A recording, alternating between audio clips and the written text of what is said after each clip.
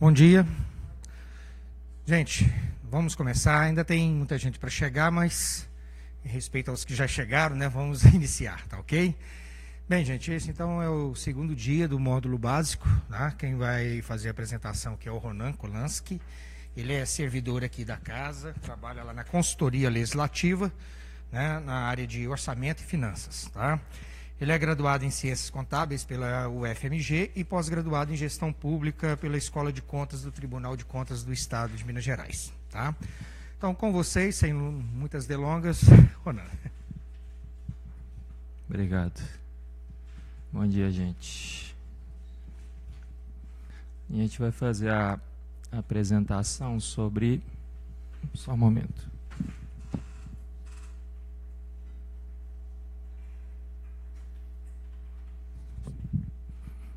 Hoje a gente dá início ao segundo dia, né, e vamos falar ainda no módulo teórico sobre a elaboração do plano plurianual. Aqui em Belo Horizonte ele ganha a sigla de PPAG, né, aqui é chamado de Plano Plurianual Governamental. Na Constituição a gente vê mais a sigla PPA. Vai falar um pouco sobre a o projeto de lei orçamentária, vamos falar também da lei de diretrizes orçamentárias, só passar por ela, que o foco principal é o PPAG e a LOA, e os mecanismos de participação. Antes de iniciar, tem que deixar destacado aqui que a apresentação, a matriz dela a gente aproveitou os slides feitos pela Leice Maria Garcia, que é da CGU, vinha apresentando esse módulo nas edições anteriores, e a gente só fez uma adaptação desses slides.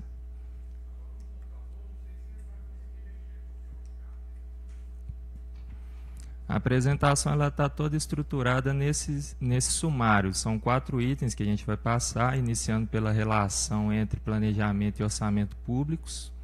Depois a gente vai ver mesmo os instrumentos de planejamento. Essa lista aí com 6 instrumentos, mas principalmente os 3 últimos ali. Em seguida a gente vai começar a ver a estrutura e as características do PPAG, da LDO e da LOA. E, por fim, nós vamos conversar sobre a elaboração e revisão anual do PPAG.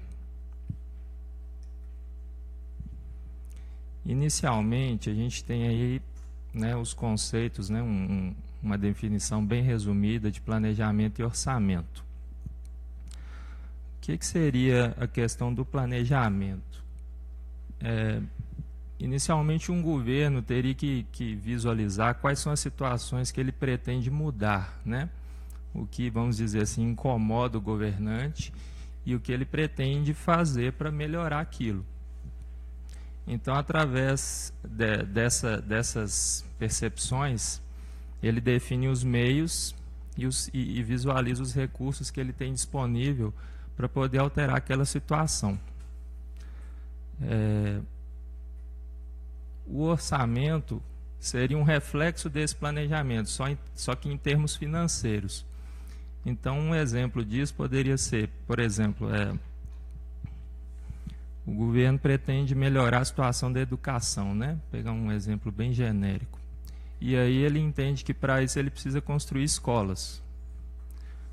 E aí ele define, através do orçamento, financeiramente, como ele vai fazer aquilo. Ele começa a mostrar no orçamento quais os recursos que ele vai deixar disponível para que isso aconteça. Se ele mesmo for contratar o pessoal para poder tocar a obra, né, ele mesmo tocar a obra, você vai ver lá no orçamento o registro de recursos para contratação de pessoal. Agora, se ele optar por contratar uma empresa de obras, né, que ela mesmo toque a obra e ele só cobre dessa empresa, a gente vai ver no orçamento recursos direcionados para a contratação de uma empresa, como se fosse uma terceirização da obra, vamos dizer assim, né? Então, o orçamento ele vai refletir justamente a forma como se definiu no planejamento para resolver um problema.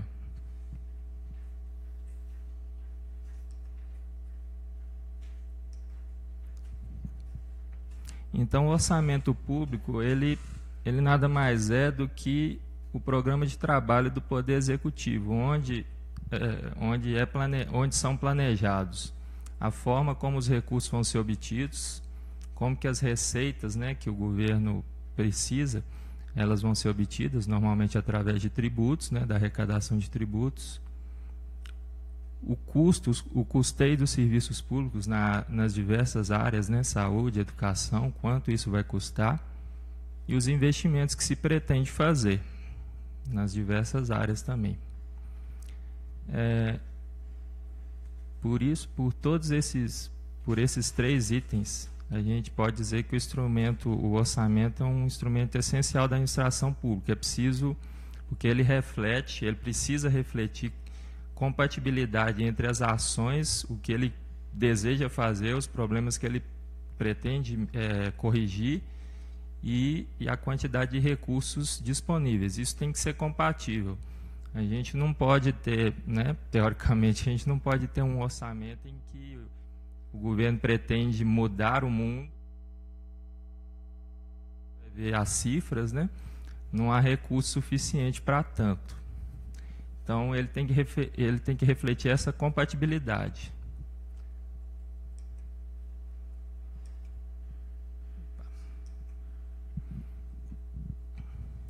Entrando agora na base legal desses pontos aí sobre planejamento e orçamento, a primeira base legal é a Constituição Federal de 88. Os artigos 165, 166 e 167 dão detalhes sobre as peças orçamentárias, conceituam cada uma e explicam também a estrutura de cada uma. A gente vai ver mais à frente, nas telas futuras, como é a estrutura e as características dela. Mas esses artigos definem que o Estado precisa se planejar para poder executar seus planos de governo através dessas peças. A segunda é a Lei Federal 4.320, de 1964, já tem aí quase 50 anos, e ela estabeleceu as normas de direito financeiro para toda a federação. Já tem um bom tempo já que se tenta lá em Brasília fazer uma atualização dessa legislação, mas até hoje nada conseguiu vingar. Então continua as regras de 64.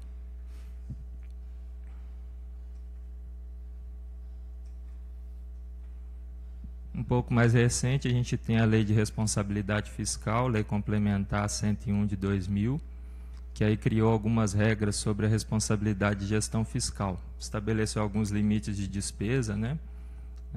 Despesa de pessoal não pode ultrapassar determinado percentual da despesa total, contratação de operações de crédito, entre outras coisas. Então, trouxe uma série de exigências para os governantes, né, de atendimento à gestão fiscal.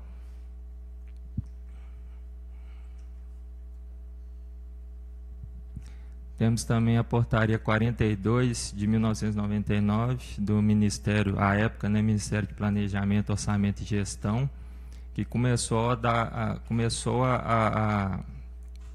tentar padronizar as codificações do orçamento público em todo o país, né?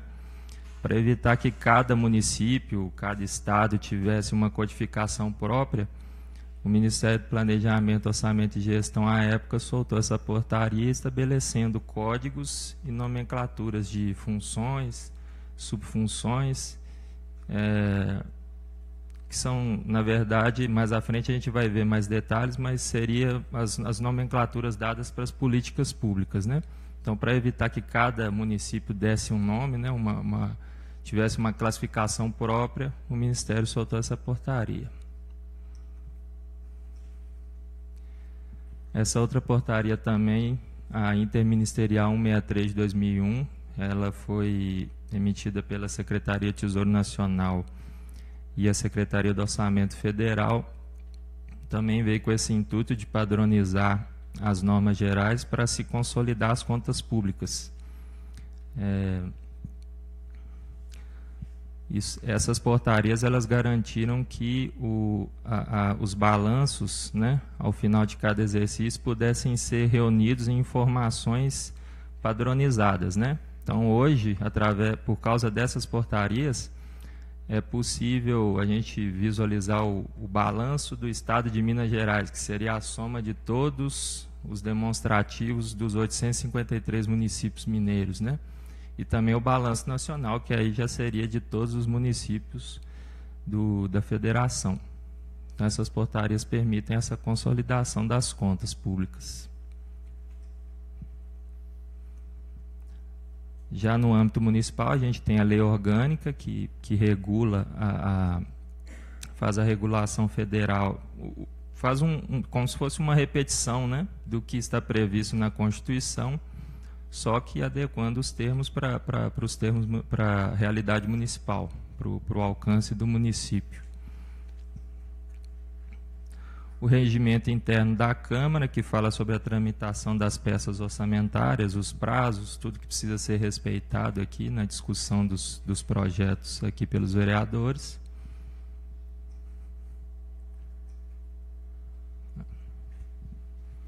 Agora a gente entra no item 2 da apresentação, que é sobre os instrumentos de planejamento. Aqui a gente fez uma divisão através do prazo, né, de cada um deles. A gente vai ver aqui instrumentos de longo, médio e curto prazo. Acho que facilita mais para a gente poder visualizar cada um deles e tentar diferenciá-los, né? O primeiro que a gente tem aí, ele é o Plano Mineiro de Desenvolvimento Integrado. Foge um pouco do escopo da nossa apresentação, né, que é sobre Belo Horizonte, mas é para a gente ter uma ideia do que a gente vai falar mais à frente. Ele foi uma inovação do governo do Estado de Minas Gerais, foi criado pela Lei 15.032 de 2004, e ele estabelece um planejamento do Estado mesmo a longo prazo, até com duração de 20 anos. E aí se tem, nesse instrumento foram definidos os pilares para a construção, para o desenvolvimento do Estado, né, que seria a gestão para a cidadania, equilíbrio fiscal e a qualidade e a produtividade do gasto público. Como vocês podem ver ali, como ele foi criado por uma lei, o Executivo enviou essa lei para a Assembleia e houve uma discussão entre os deputados, que são os representantes do povo. Quero que vocês atentem para esse ponto aí, porque a gente vai ver mais à frente um outro instrumento que a gente vai tentar fazer uma associação com ele. O segundo instrumento de longo prazo é o Plano Diretor de Belo Horizonte. Ele já tem uma duração mais permanente, ele não tem validade, vamos dizer assim, né? Foi instituído por uma lei também, a 7.165, e normalmente os planos diretores eles definem como uma cidade vai crescer, né? Sobre vários aspectos, desenvolvimento urbano, físico, social e econômico. E também para poder regular tanto a atuação do poder público como da iniciativa privada. Atualmente existe um projeto de lei aqui na Câmara que está tramitando aqui desde 2015, é o PL, Projeto de Lei 1749 de 2015, que ele propõe uma revisão desse plano diretor. Quem se interessar é só pesquisar no site da Câmara, mas ainda está em tramitação.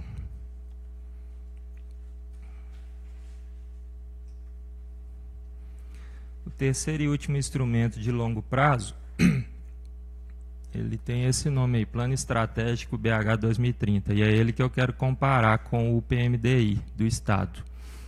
Diferentemente do PMDI, que foi criado por uma lei, esse aí foi criado por um decreto. E decreto, vocês sabem que não vem para a Câmara, não vem para a discussão dos vereadores. O prefeito publica e fica por isso mesmo, vamos dizer assim, né? Então, assim, não houve uma discussão, foi uma proposta do Executivo, e aí ainda vigora, né? O decreto não continua valendo, e ele tem mais ou menos as mesmas ideias do PMDI, né?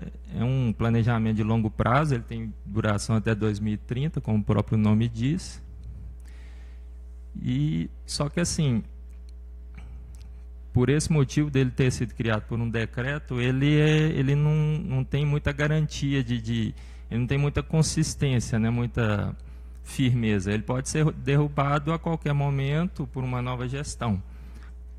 Pela data ali a gente vê que foi feito pela gestão Márcio Lacerda. Se a gestão Alexandre Calil entender que o que está ali previsto não coincide com as ideias, né, dessa nova gestão, eles podem desfazer e fazer um novo, tal. Então ele é mais sensível, né, vamos dizer assim, do que o PMDI do Estado.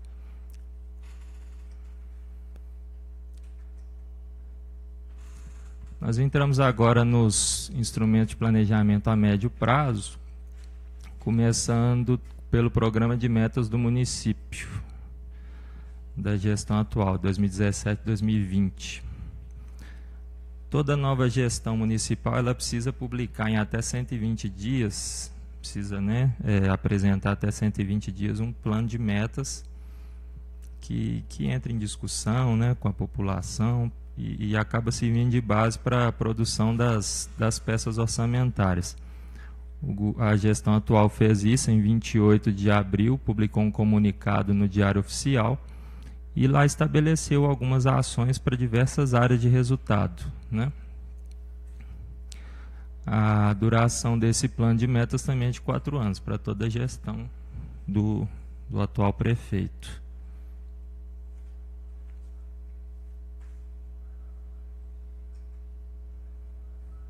O segundo instrumento a médio prazo é o famoso PPAG, Plano Plurianual Governamental. Ele traz as políticas públicas do governo para o período de 4 anos. Ele define quantitativamente, né, os recursos disponíveis, seja eles financeiros e até as metas físicas também para alcance dos objetivos do governo. Atualmente a gente tem o último ano do PPAG da gestão Márcio Lacerda, né, o PPAG 2014-2017, e agora em outubro a Câmara começa a analisar a proposta do PPAG 2018-2021. Chegou na semana passada o projeto de lei, mas ainda não está público para a gente, né? Ainda não foi publicizado ainda. A gente consegue ver pelas datas ali, pelo período de cada um dos PPAGs, de que o período do PPAG ele não coincide com a gestão do prefeito. O mandato do atual prefeito, né, começou agora em 2017, vai até 2020, mas ele precisa fazer o PPAG, que é de 2018 a 2021. Então, a coisa funciona sempre assim. No primeiro ano de governo, o atual prefeito trabalha com o último ano de PPAG do prefeito anterior. E isso vai acontecer, caso ele não se reeleja, né? Isso vai acontecer novamente. Isso foi criado dessa forma para evitar que os novos prefeitos, quando assumissem, mudassem completamente a política que uma gestão anterior deu início, né?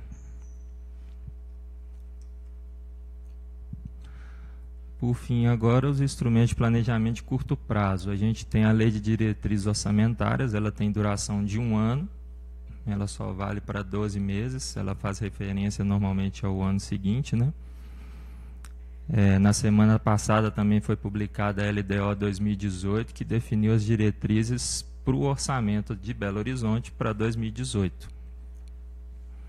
Ela define essas diretrizes, as prioridades e as metas para o ano seguinte e também define algumas questões sobre a execução e a estrutura do orçamento, do projeto de lei orçamentário.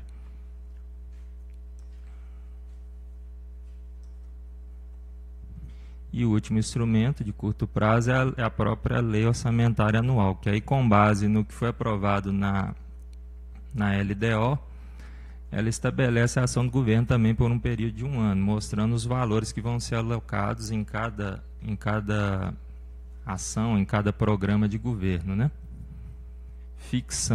Estimando a receita através da arrecadação de tributos e fixando a despesa.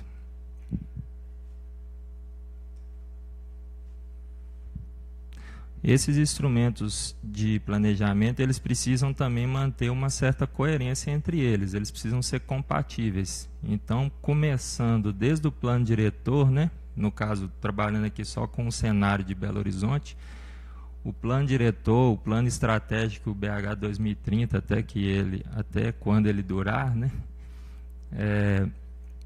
eles vão servir de base para os instrumentos, como eles são de longo prazo, eles vão servir de base para os instrumentos de prazo menor. E aí, né, por exemplo, o plano estratégico BH 2030, ele vai ser recortado nos próximos 4 anos para a elaboração do PPAG e o programa de metas. E esses dois vão ser recortados a cada ano para se elaborar a LDO e a LOA.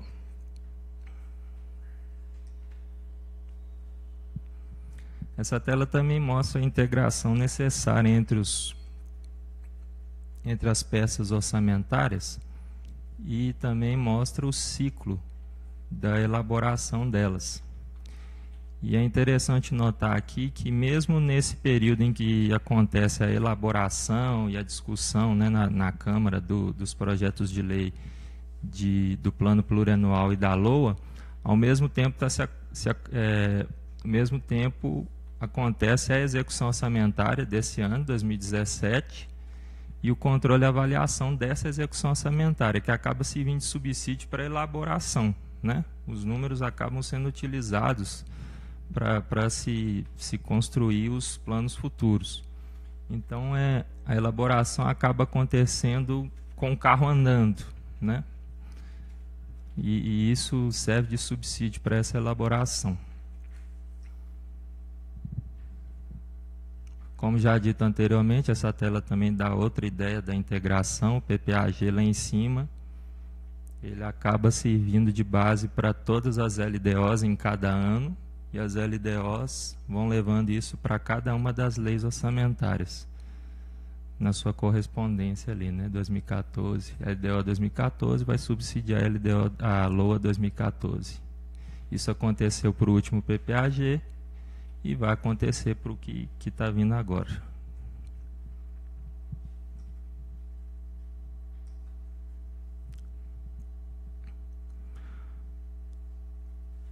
O item 3, a estrutura, a gente vai entrar agora no item 3, o sumário, que é sobre a estrutura e as características das peças orçamentárias.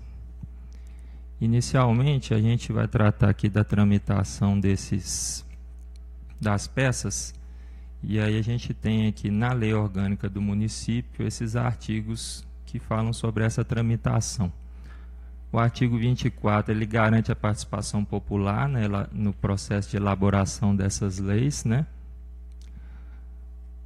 Normalmente isso se dá por as audiências públicas em que a sociedade pode participar, e também sugestões populares que a Comissão de Orçamento e Finanças recebe para esses projetos. E aí é feita uma análise dessas sugestões populares e, conforme o caso, o pessoal acata ou não.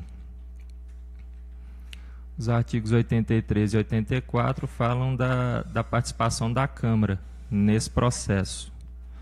A Câmara precisa avaliar, né, precisa se posicionar a respeito dos 4 instrumentos ali: plano diretor, plano plurianual, lei de diretrizes orçamentárias e a lei orçamentária anual. E também ela julga as contas do prefeito. Depois de encerrado o exercício financeiro, ela faz o julgamento dessas contas. Normalmente isso primeiro passa pelo Tribunal de Contas, ele faz um parecer técnico e aí manda para cá o parecer para ele ser julgado.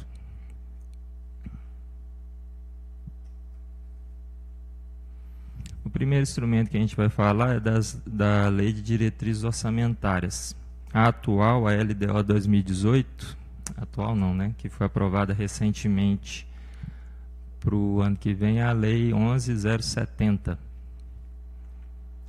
A estrutura das LDOs normalmente se repete, né? ela traz esses itens aí: as prioridades e as metas da administração pública para o próximo exercício, como os orçamentos vão ser organizados e estruturados, como a proposta orçamentária vai ser encaminhada para a Câmara, as diretrizes para a elaboração e execução desses orçamentos pelo município, as disposições que o município precisa seguir quanto à despesa de pessoal e encargos sociais, disposições também sobre alteração tributária. Ali é previsto, na LDO é colocado o que deve ser, o que vai ser exigido do executivo caso ele encaminhe algum projeto que propõe a alteração na legislação tributária, um aumento de imposto, né? E disposições gerais. A LDO 2018 estabeleceu lá no artigo 2º que Belo Horizonte terá na sua estrutura, para 2018, 10 áreas de resultado, que são essas aí da tela: saúde, educação, segurança, mobilidade urbana, habitação e urbanização, desenvolvimento econômico e turismo, cultura, sustentabilidade ambiental, políticas sociais e esportes, atendimento ao cidadão. Se não me engano, até esse ano, né, que ainda a gente está com a execução do orçamento ainda na estrutura anterior da gestão Márcio Lacerda, existiam 12 áreas de resultado. Então diminuíram 2, né?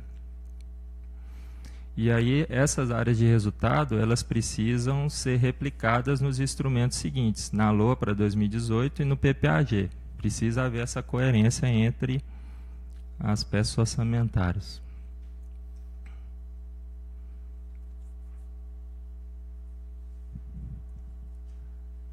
Normalmente, né, as LDOs trazem esse artigo aí, e normalmente acaba caindo sempre no artigo 8º, que fala sobre a discriminação dos orçamentos. A proposta orçamentária, ela precisa ter essa discriminação. Ela tem que mostrar os recursos orçamentários por órgão e unidade orçamentária, função, subfunção, programa, ação, que pode ser desdobrado em atividade, projeto e operação especial, categoria econômica, grupo de natureza de despesa, modalidade de aplicação, esfera orçamentária e origem de fonte e aplicação programada de recursos. Mais à frente a gente vai detalhar alguns desses itens aqui que são necessários para a gente conseguir visualizar nos relatórios, né, seja do PPAG ou da LOA. Então, eu não vou detalhar aqui agora não, mas normalmente a LOA já estabelece essa forma de discriminação, como a informação tem que ser divulgada.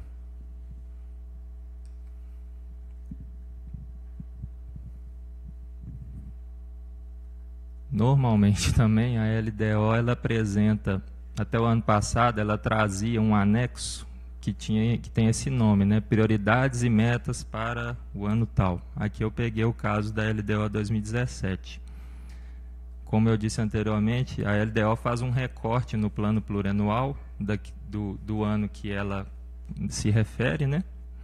E aí coloca as prioridades que o governo quer dar para esse ano. Então, em 2017, para a área de cultura, foi colocado esse quadro com as ações, com os programas que seriam priorizados pelo governo municipal. Só que, especialmente no primeiro ano de gestão, a gente tem uma situação diferente, né? A tramitação da LDO, ela normalmente acontece, a LDO é enviada pelo Executivo para a Câmara em 15 de maio. E ela tramita, né? Antes ela tinha que encerrar sua tramitação em julho, antes do recesso dos vereadores. Como acabou o recesso de meio do ano? Como acabou o recesso do meio do ano, isso ficou sem prazo. Então, esse ano foi a primeira vez que isso se deu assim, né? A tramitação encerrou em agosto E aí foi enviado o texto para a prefeitura, que só foi publicado na semana passada, né, em final de setembro. E aí, por ser primeiro ano de gestão, a gente tem que a LDO ela vem primeiro antes do PPAG. O PPAG chegou agora junto com a LOA, né, e começa a tramitar. A prefeitura tem até 30 de setembro para mandar para a gente. Então, o primeiro ano a gente tem a situação do carro passando na frente dos bois, né? Então, assim, o normal, no próximo ano, quando a gente já vai ter um PPAG aprovado, na LDO para 2019, a gente deve ter um anexo como esse. Mas como em 2018 a gente não tinha isso, a solução dada foi essa, foi o artigo 2º, que fala que as prioridades da administração correspondem às metas que vão ser apresentadas no PPAG. E aí os que eles fizeram mais abaixo foi apresentar as áreas de resultado, que já mostrei na tela anterior, aquelas 10, né? E alguns tópicos como diretrizes gerais em cada uma delas. Então, quer dizer, a gente vai saber mesmo das prioridades para 2018, agora, quando o PPAG for disponibilizado para consulta.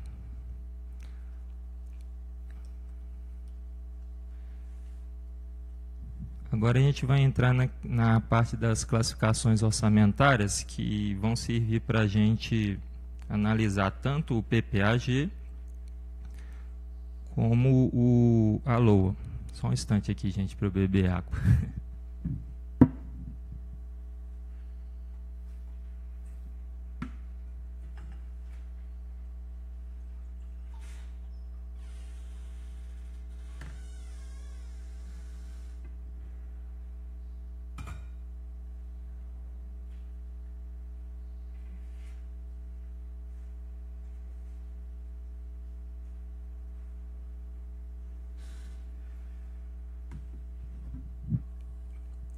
Aproveitando a parada aqui, só lembrando que tem um microfone disponível para perguntas. Quem quiser perguntar, interromper, não tem problema não. Isso. Esse curso está sendo gravado e normalmente a gente aproveita essas gravações para os futuros, né? Para quem quiser também, quem não pode vir aqui assiste o curso, então é bom que a pergunta seja feita no microfone para que grave o áudio e não fique só a resposta, né, no vídeo. Então a gente vai entrar agora na questão das classificações orçamentárias para as duas peças. As classificações são as seguintes. A gente tem a classificação institucional, funcional programática, a econômica, que diz sobre a natureza da despesa, e a classificação por fonte de recursos.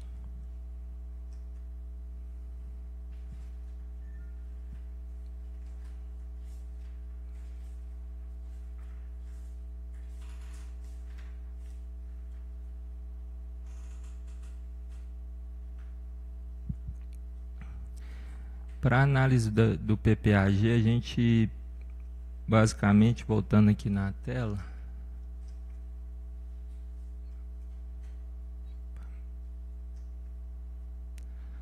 para o PPAG a gente vai precisar das duas primeiras, a institucional e a funcional programática.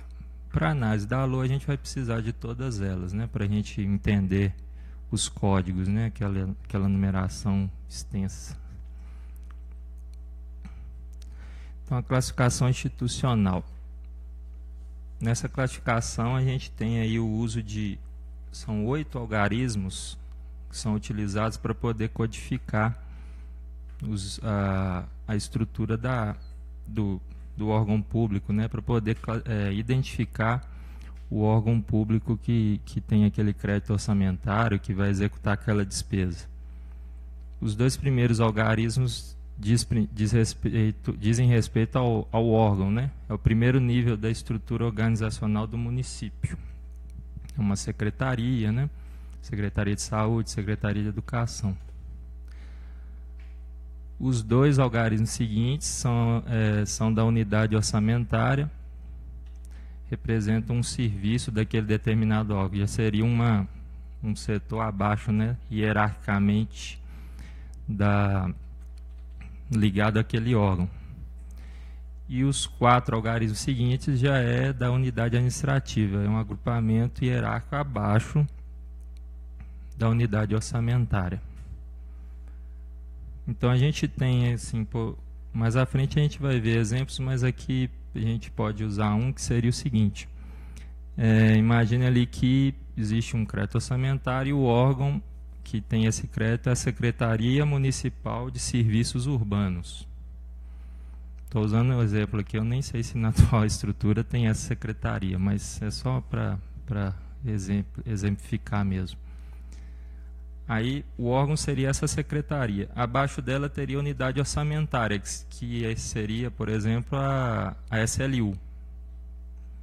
E abaixo da SLU a gente teria a unidade administrativa, a SLU Barreiro. Entendeu? Então a gente consegue visualizar níveis hierárquicos, né, em sequência. Poderia ser Benda Nova, né, e pelas regionais. A classificação funcional. A classificação funcional traz várias funções e subfunções que correspondem normalmente ao que a gente chama de políticas públicas, né? Então, a portaria 42 de 99 do Ministério do Planejamento, Orçamento e Gestão trouxe essas classificações para poder a gente classificar no orçamento, identificar em qual política pública está sendo destinado o crédito orçamentário e depois a gente conferir na execução orçamentária os valores dessa execução. Então, também dando um exemplo aqui, a gente teria como função, né, a educação, e uma subfunção seria uma parte da educação, a educação infantil, no caso do município, né? Mas poderia ser em outras esferas, educação fundamental, educação superior e por aí vai. Então, a função seria mais ou menos o que a gente chama de política pública e a subfunção uma subdivisão dessa política pública.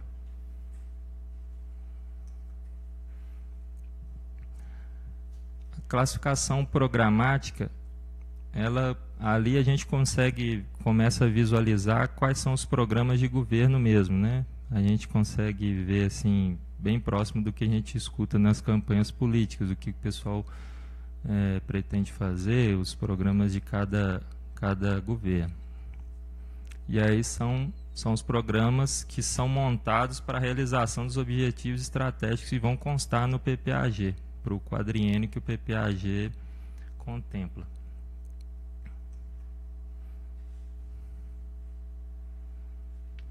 O programa é um instrumento que normalmente é direcionado a um público-alvo, a uma situação em que o governo pretende resolver, né? E aí ele define através desse programa um objetivo, um indicador para poder fazer a medição desse objetivo, né? Desse programa. E também a forma, os produtos, né, para que se faça essa medição. Mais à frente a gente vai ver exemplos que vão facilitar o entendimento disso aí.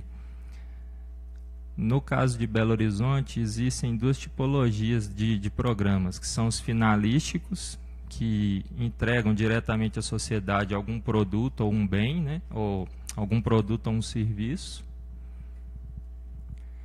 Pode ser um hospital, né, um hospital que foi construído, ou depois da construção feita o atendimento à saúde que vai ser feito nesse hospital, né?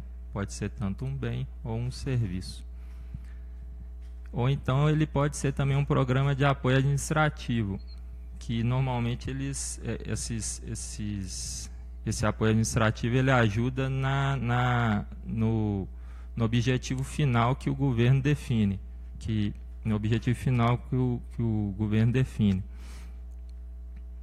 Na construção, na definição do governo para que haja um melhor atendimento de saúde, foi identificado que é necessário trocar todos os equipamentos de informática de um hospital, né, para o atendimento, para o cadastro de pacientes, ou até mesmo os equipamentos são utilizados para exames, né?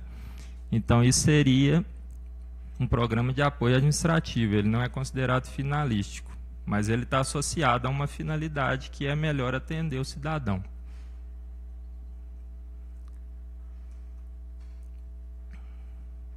Os programas, eles são desdobrados num outro item também da classificação programática, que é a ação.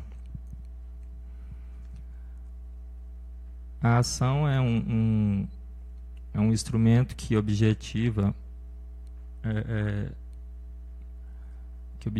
também corrigir uma situação, algo que precisa ser mudado, e também está baseado na disponibilização de um produto ou de um serviço.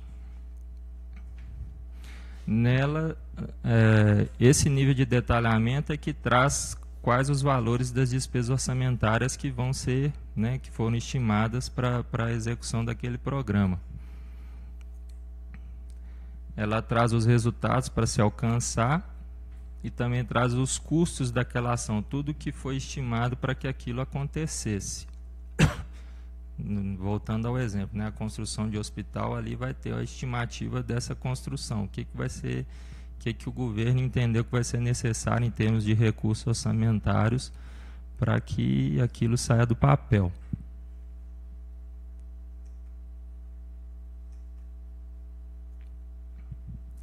As ações, elas podem ser classificadas de 3 formas. A gente tem a atividade, que é um conjunto de operações que são frequentes, são permanentes e, né, digamos assim, não tem fim. O atendimento à saúde, o oferecimento de ensino, né, através das escolas, isso é algo que é cíclico. Começa ano, acaba ano, isso nunca tem um encerramento. Então, isso seria classificado como uma atividade, uma ação classificada como atividade. O segundo ali é um projeto, é a classificação projeto, que aí já seria uma operação que tem um prazo definido. A construção de uma escola seria um projeto, né? Desde ele teria ali o seu prazo medido desde o primeiro tijolo até o fim, né? Até a conclusão da obra.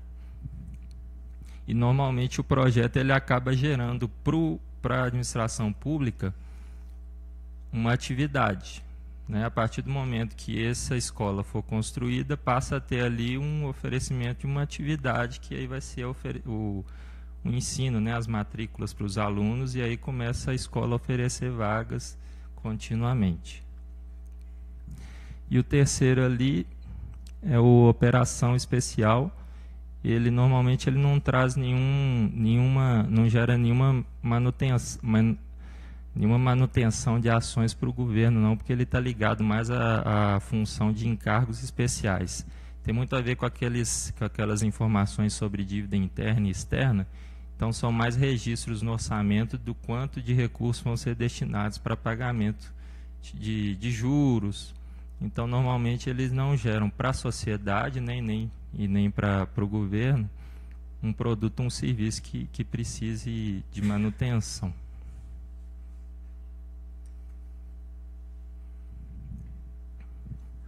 Dentro das ações, a gente pode também fatiá-las em sub-ações, que aí a gente consegue visualizar as metas físicas para a conclusão, para atingimento do que aquela ação se propõe.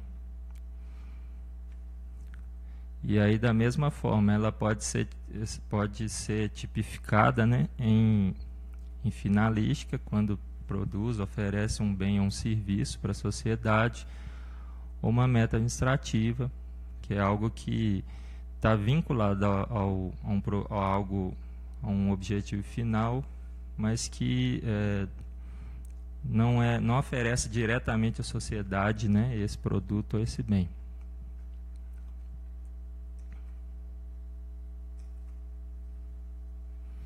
Então, a gente tem aí esse relatório no PPAG. Normalmente a estrutura é essa, é o relatório sintético de programas por área de resultado. Aí a prefeitura coloca usa esse layout para poder mostrar a área de resultado. Aqui a gente vai pegar o caso, um exemplo da educação.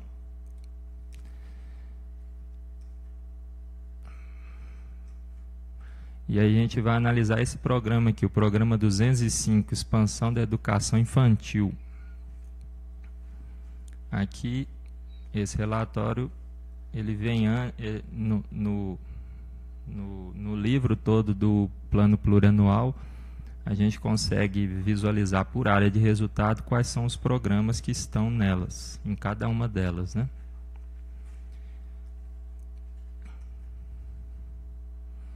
Dentro desse mesmo livro, a gente vê também, a gente encontra um relatório que chama Demonstrativo Físico e Financeiro de Programa por Área de Resultado. Ali a gente visualiza todas as informações para verificar, no caso aqui do PPAG, o que foi destinado de recurso orçamentário e quais foram as metas físicas estabelecidas.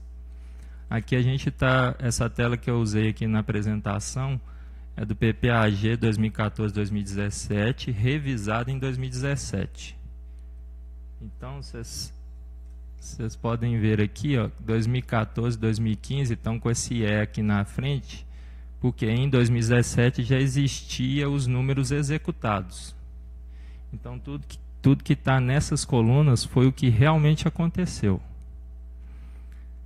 Em 2016, como a revisão para 2017 acontece no decorrer de 2016, eles apresentam os valores orçados, por isso o OLI depois de 2016. Em 2017, o R de revisado. Então, nesse relatório, a gente vê ali à esquerda, né, a área de resultado, educação. À direita aqui, o valor para 2017 que foi revisado. Então, o orçamento previu para essa área de resultado 1 bilhão e 700. Abaixo a gente tem o programa que a gente escolheu lá na tela anterior, 205. E à direita a gente tem aqui 25 milhões de recurso orçamentário. Então, da parte da área de resultado, de toda a área resultado, de 1 bilhão e 700, a gente tem 25 milhões para educação infantil, para expansão, né?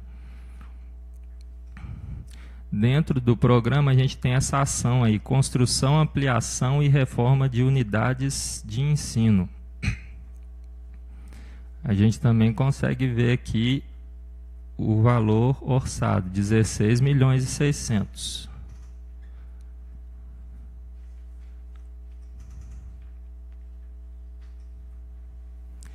E aí abaixo a gente consegue ver dentro dessa ação todas as subações que o governo entende que são necessárias para o atingimento dos objetivos dessa ação.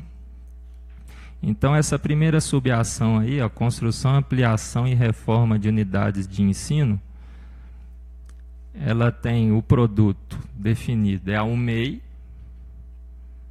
Então, a UMEI, ou a Escola Infantil Reformada ou Implantada, né, existe no município, existe tanto as próprias unidades do município, da prefeitura, que são as UMEIs, como escolas que fazem convênio, né, que oferecem um serviço através de convênio.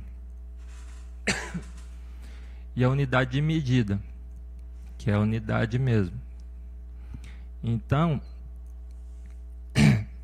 ali para 2017,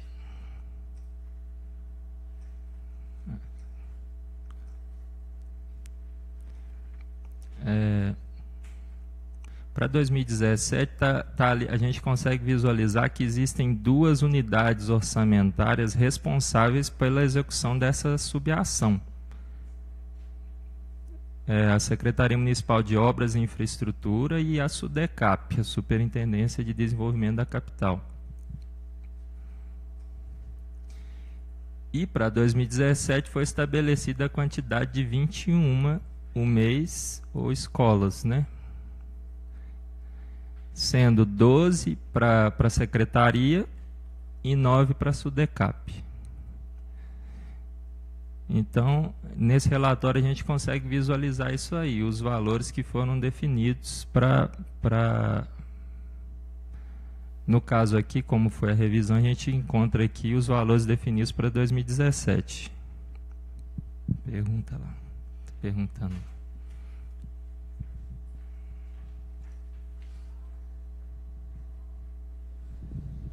Meu nome é Sali. Dentro dessas 21, as 12 seriam construções pela Secretaria de Obras e as 9, manutenção pela SUDECAP? Eu fiz essa leitura também. Eu entendi que a SUDECAP trabalharia com reformas, né, coisa desse tipo, e a Secretaria construiria novas. Mas essa é uma falha do relatório, ele não te dá esse detalhamento, né? E, assim, normalmente aqui na Câmara, quando acontece situações assim que o relatório não mostra tudo que a gente quer saber, os vereadores utilizam o pedido de informação. Mas seria interessante que o relatório já, de alguma forma, já trouxesse isso, porque normalmente esse pedido, para ele sair até voltar, demora um pouco. E às vezes a informação, essa demora já faz a informação perder o sentido. De repente você precisa dela na hora ali, na mão, né? Não tem um detalhamento.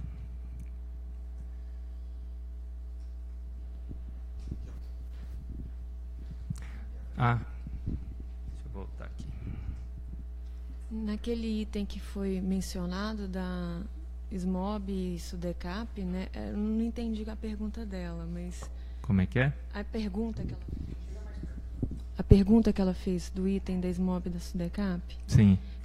Só para mim não falar a mesma coisa, eu não me lembro, assim, eu não perdi. Ela perguntou o seguinte, se desses 21 que foram definidos para 2017, quais seriam construídos, quais seriam novos e quais seriam reformados ou ampliados, né? E aí a resposta foi que o relatório ele não te informa isso. Então eu fiz a leitura e acho que ela também fez da mesma forma. Tudo que está ali designado para SUDECAP seria reforma. Mas, assim, é intuição do leitor, né?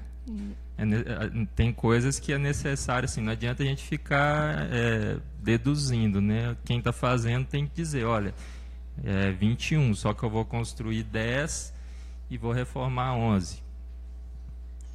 Não necessariamente tudo que é reforma e manutenção vai ser SUDECAP, né? Porque às vezes a construção também vai para o SUDECAP. Justamente. Então, assim, a gente não sabe. Eu me chamo Rui. Eu gostaria de fazer uma pergunta seguinte. Dentro da subação, eu queria como é que você acompanha essas emendas impositivas que vêm das emendas federais e estaduais, já que ela não consta dentro da LOA. E elas aparecem dentro da subação, porque já é ação direta. Como visualiza aqui? Normalmente as emendas, é até uma briga que há aqui normalmente, quando a LDO ela tramita aqui na Câmara, vários vereadores propõem emendas pedindo para que haja um relatório da Prefeitura mostrando informações sobre as emendas. E a Prefeitura normalmente ela não consegue, assim, ela alega dificuldade administrativa para poder gerar um relatório que mostre isso. Então já é uma, assim, eu estou aqui tem 6 anos e já vi algumas vezes essa questão ser levantada e por emendas de vereadores esse pedido na LDO para que exista, né, uma informação, um relatório com isso, mas normalmente a Prefeitura alega essa dificuldade de sistema mesmo, né, de informática, para poder gerar essa informação. Então, hoje, a gente não consegue visualizar. Alguém mais? Vamos seguir aqui.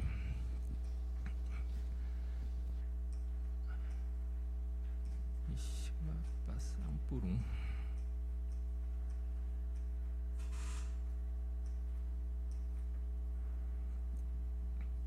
a gente viu aquela tela do PPAG. Agora, e na lei orçamentária anual, a gente tem o quê? Existe um relatório na lei orçamentária anual que chama Quadro de Detalhamento da Despesa. Ele mostra quais são os créditos orçamentários que foram destinados a cada unidade orçamentária. Então, o exemplo que está na tela é da Secretaria Municipal de Saúde, o órgão, né? Está ali identificado como 23, e a unidade orçamentária 01, Hospital Municipal Odilon Berens.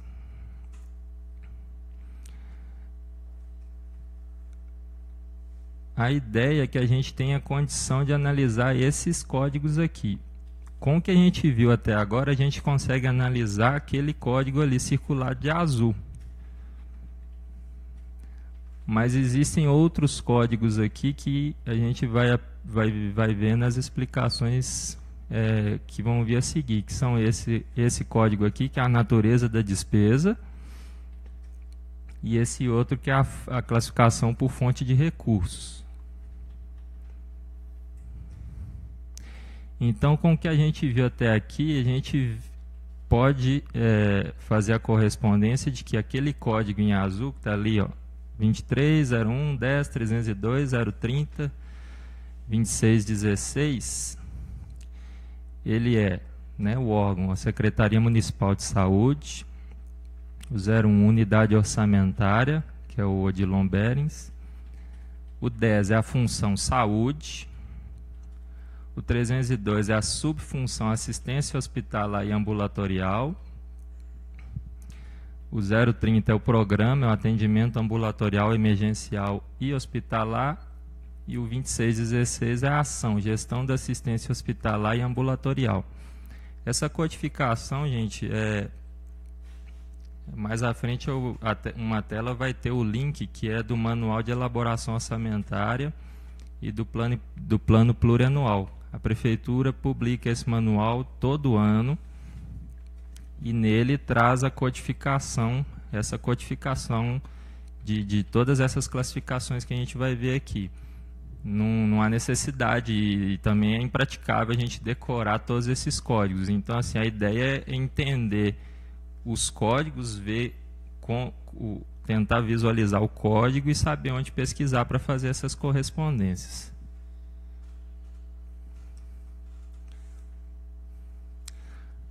Alguém pode estar perguntando aí, mas eu lembro que lá atrás, quando a gente estava vendo a questão das classificações, foi dito que existe também a unidade administrativa e a subação, né? Por que ali no relatório da LOA a gente não viu isso? Por que não tem um código para isso? A questão é a seguinte, a gente também viu lá atrás que na LDO normalmente é publicado um artigo, esse artigo 8º, né, que traz a estrutura, como o orçamento vai ser discriminado. E normalmente Belo Horizonte tem publicado esse texto. Ali, ó, no primeiro, órgão e unidade orçamentária. Ele não traz unidade administrativa. E abaixo ali, ó, o item 5, ele traz só a ação, na sequência ele não pede subação. Então, quer dizer, a LOA ela vem no formato que foi aprovado na LDO. Tudo bem que ali está escrito, discriminarão a despesa no mínimo. Poderia ser um pouquinho mais, né? Detalhamento nunca é demais, né? Nesse tipo de coisa, né? De informação. Mas a Prefeitura está atendendo rigorosamente o artigo 8º. Vamos entrar agora na classificação econômica da despesa. São 6 algarismos que a gente usa para poder codificar essa classificação. Sendo que o primeiro ali, a gente indica a categoria econômica da despesa.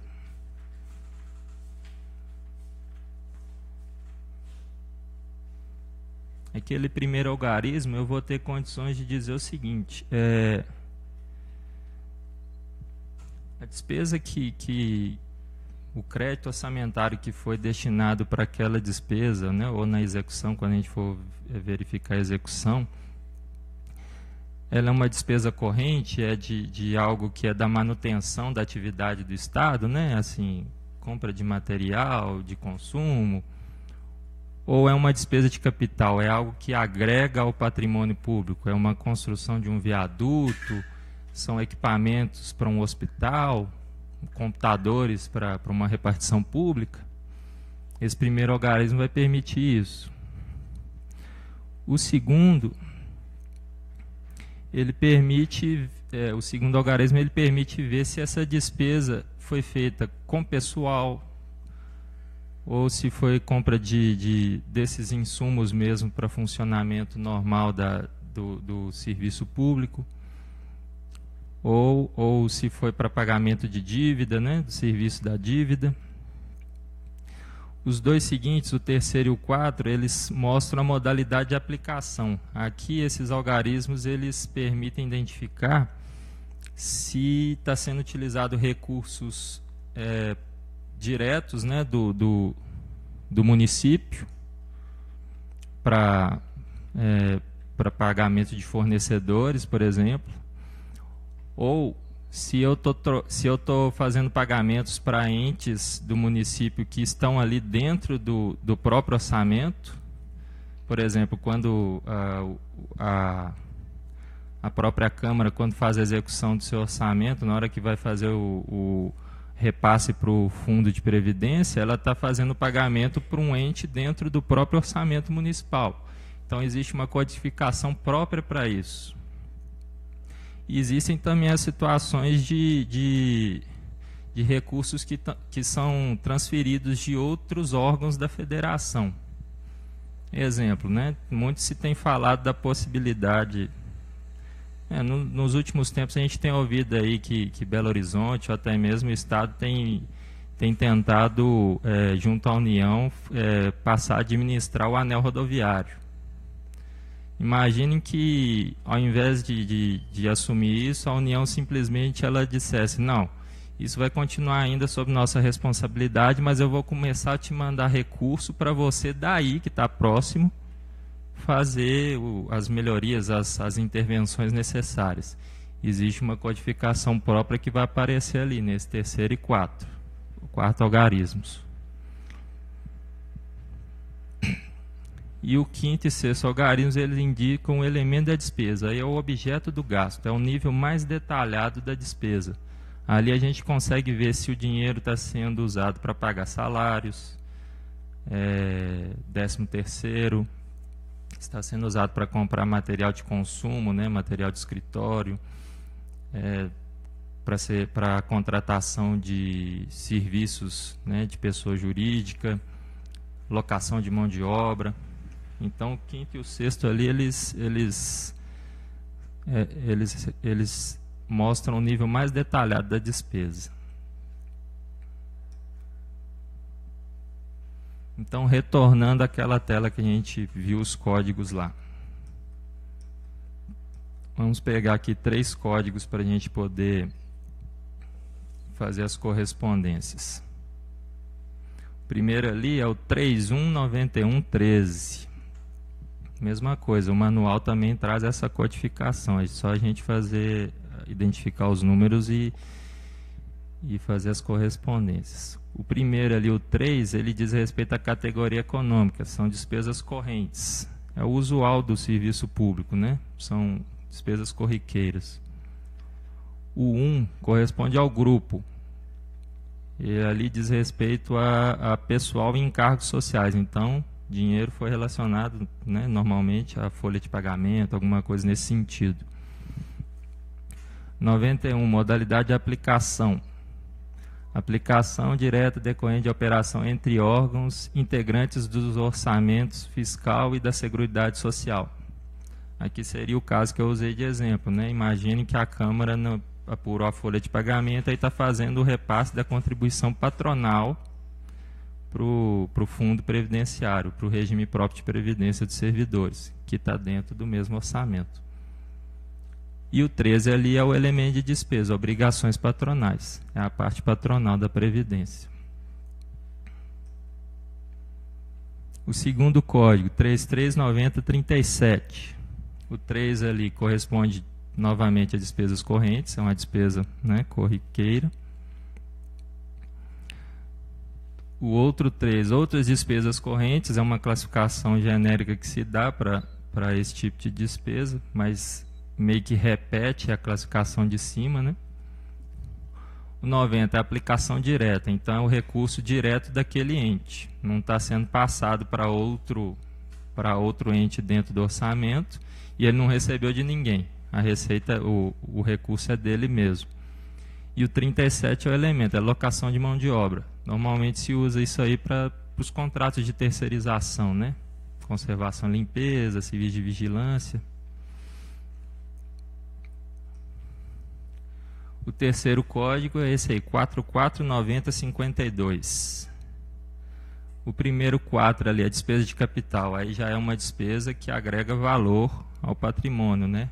Ele aumenta ali o patrimônio público. O segundo 4 é investimentos. Como agrega valor ao patrimônio é visto como um investimento, né? 90, aplicação direta. E 52, que é o elemento, é equipamentos e material permanente. Essa classificação normalmente é utilizada para compra de mesas, cadeiras, computadores.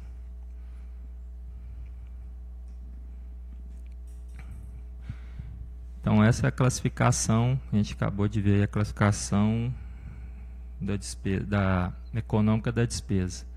A última classificação é a por fonte de recursos. A gente usa 4 algarismos, os 2 primeiros para identificar a aplicação, onde vai ser colocado aquele recurso, e os 2 últimos é de onde veio. Naquela tela, novamente, a gente tem essa coluna aqui, a fonte, né? São esses códigos aqui que a gente vai entender como que se faz a correspondência. Pegamos 3 aqui também. Então a gente tem o primeiro aí, 0106. Primeiro ali, aplicação. Lá no manual da prefeitura a gente vai ver que 01 é pessoal e encargos sociais. Então está sendo aplicado nesse tipo de despesa. E o 06, grupo de origem, é receita própria de entidades e órgãos autônomos. Então uma receita própria do órgão, foi arrecadada por ele mesmo. O segundo, 0350,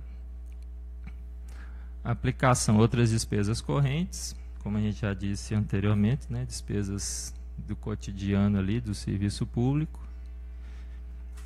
E 50 ali, o grupo de origem, é a captação de recursos vinculados da saúde. Então, ali se trata... O código 50 mostra que o recurso ele foi recebido pelo órgão destinado para a saúde. Poderia ser para a educação, né, como os definidos lá pela Constituição, mas então ali você consegue, a gente visualiza que uma determinada função vai receber esses recursos. E o terceiro é o 0450. O 04 é despesa de capital, a gente já explicou também, e o 50, novamente, a captação de seguro de recursos vinculados à saúde. Esse código aqui normalmente vai aparecer quando a administração pública compra equipamentos para o hospital, né?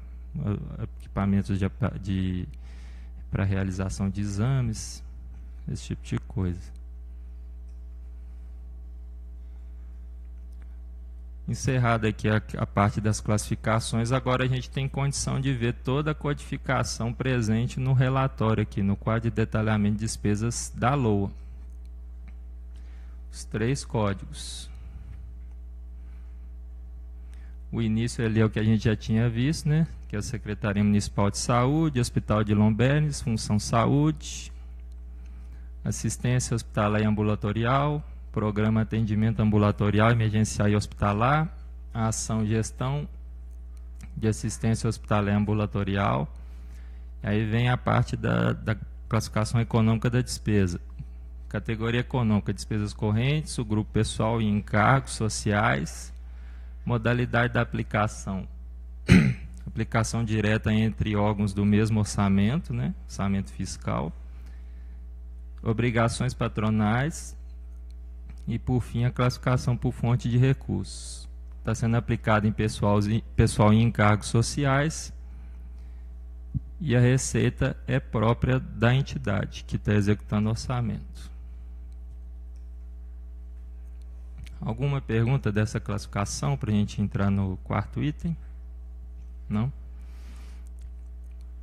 O quarto item da apresentação é sobre a elaboração e revisão anual do PPAG 2018-2021. Como eu já disse, a Prefeitura publica todo ano um manual para a elaboração dessas peças orçamentárias. O mesmo manual traz as orientações para a elaboração do PPAG e da LOA. O link é esse aí embaixo. Eu acredito que a apresentação vai ser disponibilizada para eles, se é possível isso? Vai, né? Beleza. Vocês podem aproveitar esse link aí, ou então até mesmo procurando no Google, certamente vocês vão ser direcionados para esse manual. No site da Prefeitura, no link lá de contas públicas, de transparência também, é possível encontrar esse manual.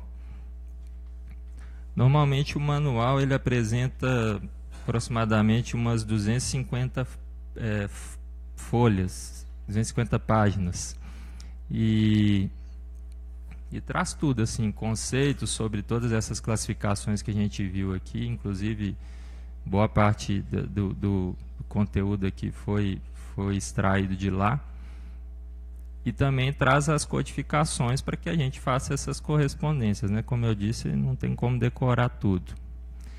Esse ano, o manual que foi disponibilizado, vocês vão ver, ao clicar nesse link, vocês vão ver que o manual ele foi uma versão bem reduzida, acho que teve nem 50 páginas, porque durante a elaboração das peças, né, do PPAG e da LOA, havia também em trâmite aqui na Câmara o projeto de lei de reforma administrativa.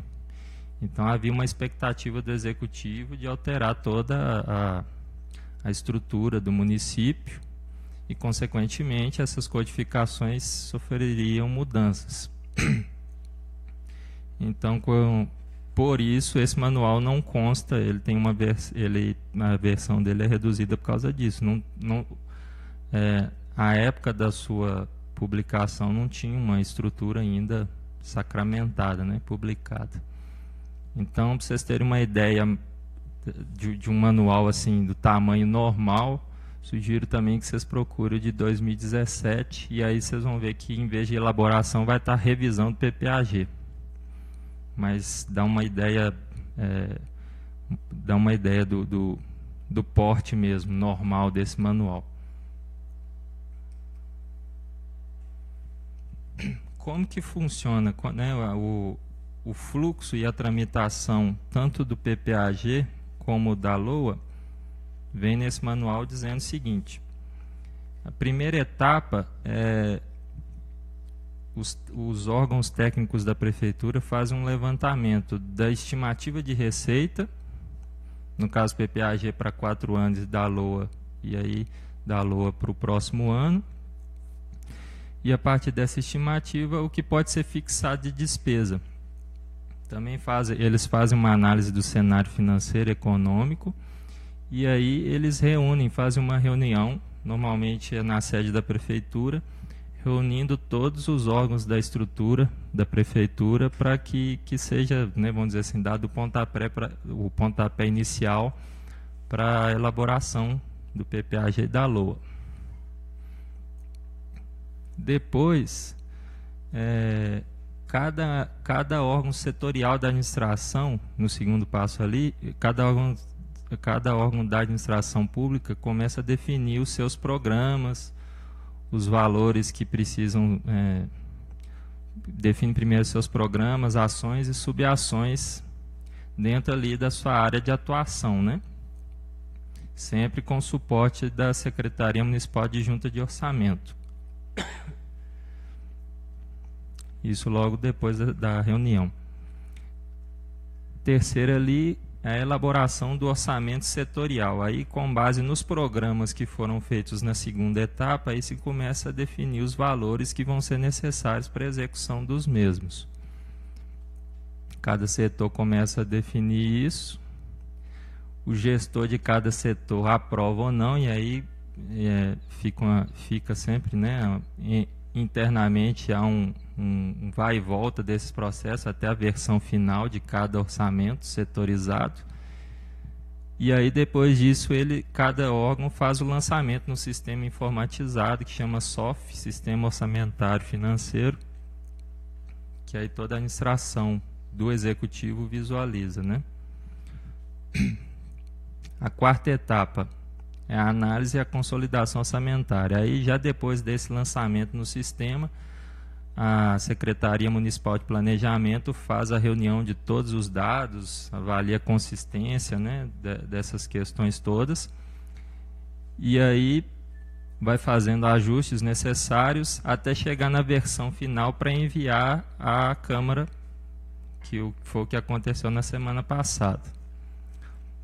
E por fim, os projetos de lei, tanto do PPAG como da LOA, começam a ser analisados pelos vereadores, podem receber emendas, acontecem as audiências públicas, e que no final é enviado em dezembro para o prefeito fazer a sanção e publicar no Diário Oficial. Só no microfone para gravar no áudio.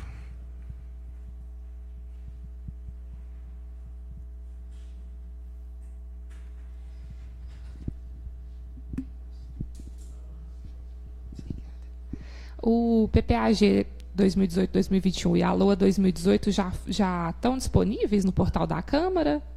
Não, chegaram na semana passada, mas ainda não estão disponíveis não, estão dando aquela análise ainda de instrução e recebimento.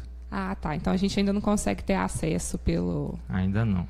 E ele é publicado no Diário Oficial do município também, ou não? Não.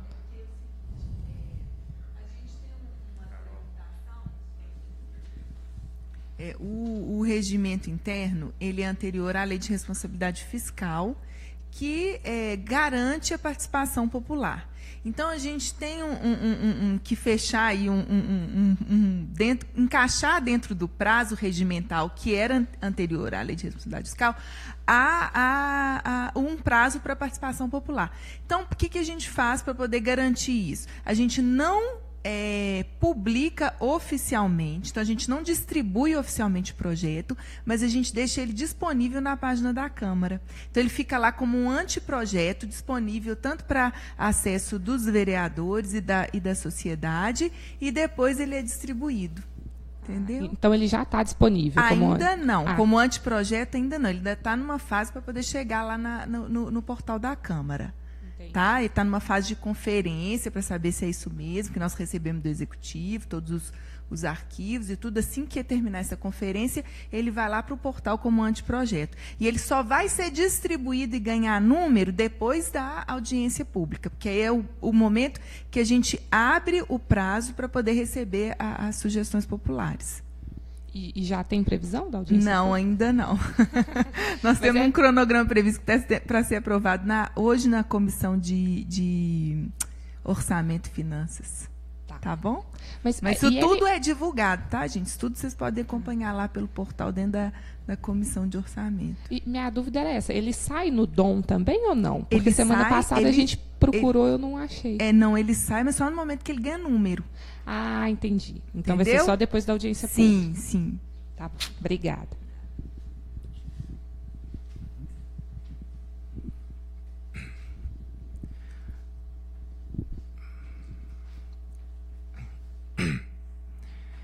Então, essas etapas que constam no manual da elaboração das peças, né, elas funcionam nesse ciclo mesmo.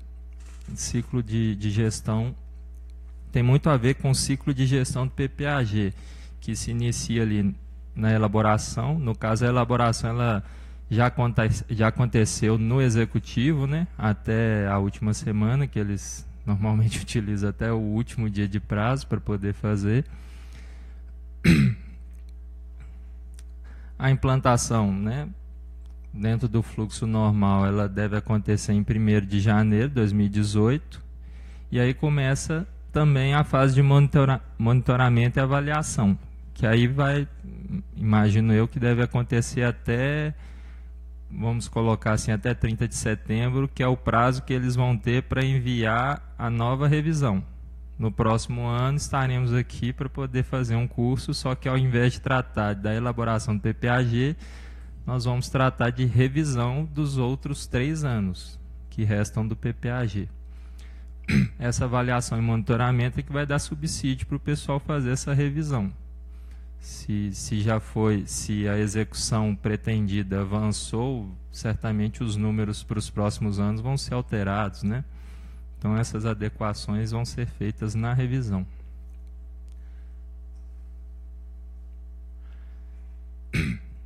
Normalmente o projeto de lei que trata do PPAG, ele tem um texto com essa redação aí, que prevê a sua revisão. E aí o executivo, nessa revisão, ele vai mandar esses demonstrativos, que constam as inclusões, alterações, e tudo que ele modificou com base no PPAG original. Ele precisa mostrar isso através de demonstrativos.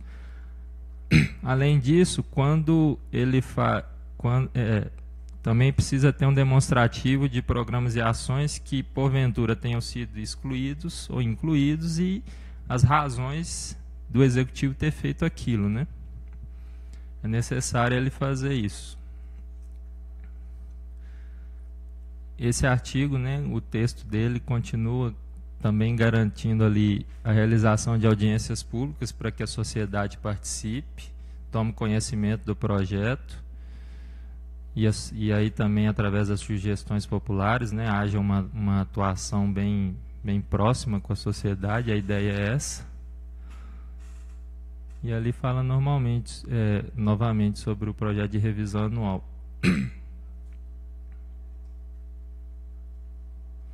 O que se pretende quando se faz uma revisão anual? A gente tenta, a revisão do PPAG, ela tenta melhorar a concepção dos programas, né? Logo, uma ideia inicial, às vezes, quando ela começa ainda no papel, a gente pensa uma coisa e na hora que ela começa a acontecer, a gente vê que não é bem daquele jeito. Então precisa, né, mesmo fazer uma revisão, qualificar o gasto público, né? Isso é uma busca interminável, precisa sempre acontecer. Fazer correções na implementação de projetos, a mesma coisa. Às vezes na teoria algo é bem pensado, mas na prática a gente tem algumas dificuldades e precisa haver essas correções.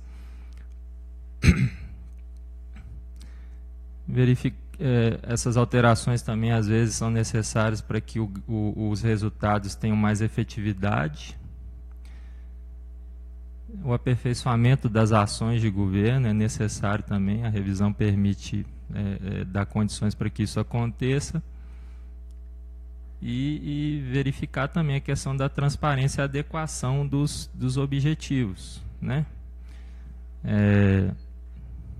A gente vai ver um exemplo aqui também que mais ou menos bate com o que a gente viu sobre a questão das UMEIs, né? A gente viu aqui que o PPAG 2014-2017 já trazia duas unidades orçamentárias responsáveis por aquela subação. A gente vai ver que no PPAG original feito lá em 2013 para começar em 2014 não tinha aquela configuração. Mas à frente a gente vai ver. Agora mesmo aqui, ó.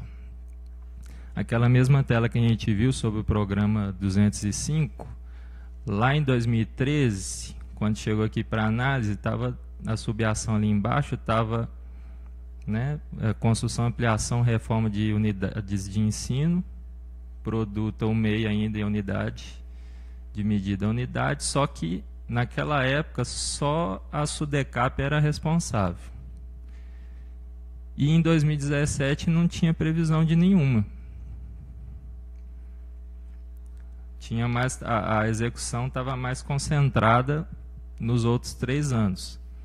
Percebam que aqui, ó, ali ao lado dos anos, né, não tem nenhuma letra, porque ali é tudo previsão. No revisado, para 2017, a gente já vê ali, né, já apareceu a secretaria para dividir a responsabilidade com a SUDECAP, e os números ali para 2017 já saíram de 0 para 21. É possível perceber também que a execução nos outros 2 anos ali não bateu com os números apresentados, né? Acho que, assim, 2014 tinha 44, 2015 32. Os números não foram tão generosos assim, né? Mas é justamente isso, às vezes a execução não acontece de um jeito que se pretendia e aí você precisa fazer a revisão para os períodos futuros, né? Não tem como. Bem, gente, era isso, só terminando aqui a apresentação para agradecer a atenção de todos e trazendo esse fluxo aqui que é sobre a gestão pública eficiente. De todos esses itens aí, eu entendo que a adesão da sociedade é mais importante, que vai fazer com que todos os outros itens, né, sejam executados corretamente. Aí, particularmente para mim, acho que sem a adesão da sociedade, os outros vão ser sempre feitos mais ou menos, né, parcialmente. Então, acho que vai ser a demanda da sociedade que vai fazer a melhoria, né, de transparência, o compromisso dos governantes, os recursos serem utilizados corretamente, os investimentos corretos, né, as coisas que precisam realmente receber investimentos, e a ética e a qualidade dos serviços. Meu contato está aí, o e-mail aqui da Câmara e o telefone também. Se alguém tiver alguma dúvida, quiser ligar depois, pode fazer as perguntas aqui, mas também depois a gente está disponível através desses canais. Obrigado.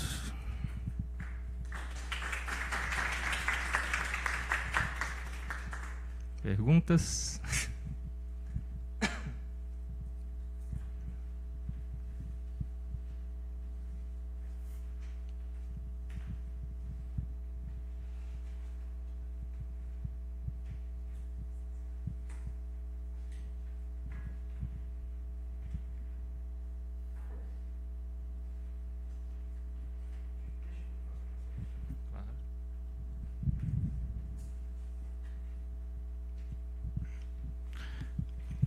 Daquela lâmina que tem as competências da Câmara, do Executivo, onde que tem os artigos da lei, poderia voltar, por favor?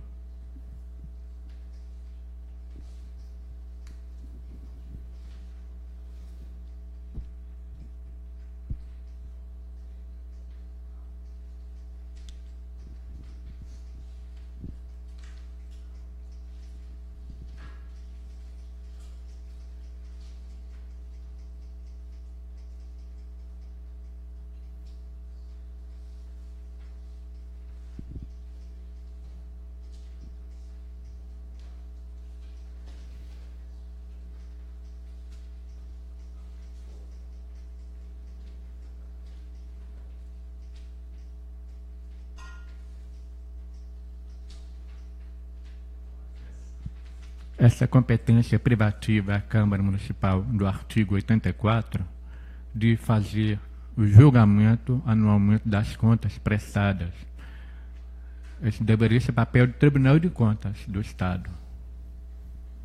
Então, quer dizer, essa lei orgânica tem que ser revista nesse aspecto. É importante ter, dentro daquela concepção de pesos e contrapesos de Montesquieu, a retirada dessa competência para poder fazer o equilíbrio. Isso é uma forma de controle, não só social, mas um controle como política de Estado e não como política de instituição.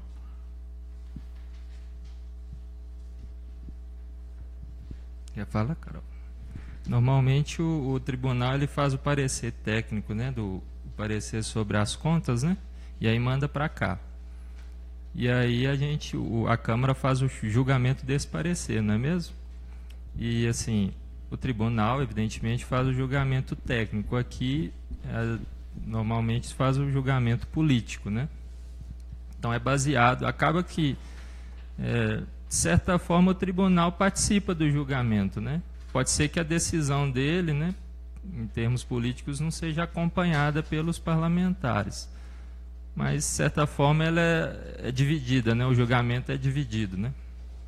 Talvez, não sei se a redação ali fica parecendo que a coisa é só da Câmara, mas, na prática, vem de lá, né? Eles julgam tecnicamente e mandam para cá. Alguém mais?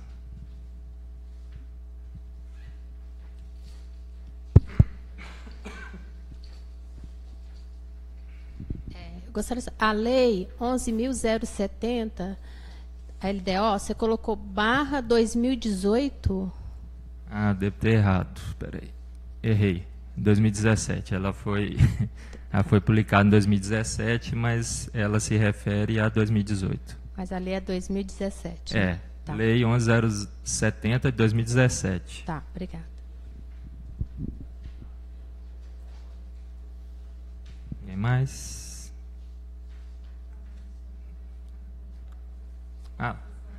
3555-1363.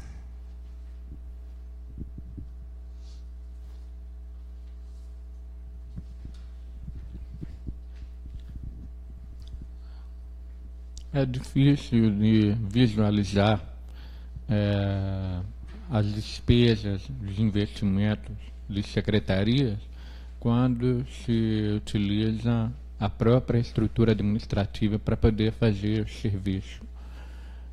Por exemplo, a construção de hospitais, a reforma de uma escola, se caberia para a SUDECAP ou então uma empresa de engenharia que ganha uma licitação, uma concorrência pública para fazer a obra. E então, na visualização das contas, fazendo a classificação econômica, contábil, não dá para enxergar essa destinação. Quer dizer, é da Secretaria de Saúde ou da Cultura, mas a despesa é realizada por outra secretaria. Nesse sentido, seria bem mais racional enxergar as contas dessa forma. E não como cada unidade de secretaria como nicho econômico. Não é possível você ter essa visão apenas por parte da secretaria. E aí cabe uma visão não somente da Secretaria da Fazenda, mas institucional, que permite ver o destino das contas. Sim. Né, imaginando, por exemplo, aquele relatório que a gente vê aqui, o quadro de detalhamento da despesa, né, na lei orçamentária anual, no caso da SUDECAP, se ela mesma toca a obra, né, os materiais vão estar registrados num lugar, se contrata pessoal para a obra, né, vai estar num outro. Então, assim, você tem que pensar para poder montar e, sei lá, compor os custos da obra de reforma de tal lugar. Não é fácil realmente, não. O melhor momento para se fazer isso é durante a tramitação da LDO, né? Tentar passar isso para um comando, né, que seria recepcionado pela lei, para que a prefeitura passasse a mostrar um relatório nesse formato mais facilitado, né? Aí tem que fazer uma construção de texto que permita execução disso, né? E essa coisa para que isso vingue, né? A LDO seria o momento. No caso agora que a gente vai entrar na tramitação da LOA, a LDO já está aprovada, então não há muito o que fazer quanto à forma como a informação vai ser disponibilizada. Então, uma sugestão dessa, agora, para 2018, infelizmente, ela não daria, né? Não teria como aproveitá-la, mas para a LDO 2019, com certeza.